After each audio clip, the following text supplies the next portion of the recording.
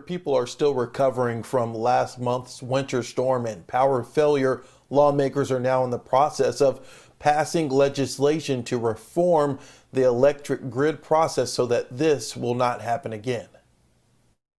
Nearly a month ago, Texas's independent energy grid buckled under the pressure of extreme cold weather. The power failure resulted in resignations from top energy regulators and hours of hearings involving the people who make and control power in the state. By the time we're done in May, I hope to have a solution that makes certain what happened 2 weeks ago never happens again. Monday, Speaker of the Texas House of Representatives, Dade Phelan, rolled out what he calls the first phase of electric reform. 7 bills authored by Republicans and Democrats.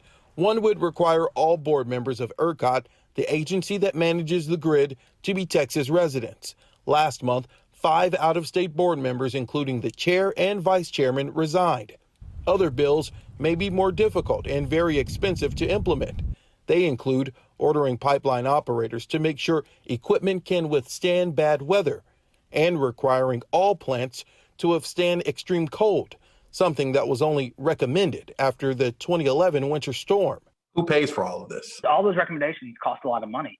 And if you recall 2011, we didn't have many resources. There was not enough resources to go around. So this time, we do have some opportunities. We have a very robust rainy day fund. We also have a third federal CARES Act coming our way. We talked to oil and gas attorney Krista Castaneda, who ran as a Democrat for Railroad Commissioner last year. Right now, we've kind of got a Swiss cheese approach to regulation, and there are significant holes, and we fell into one of those holes during the February 14th storm.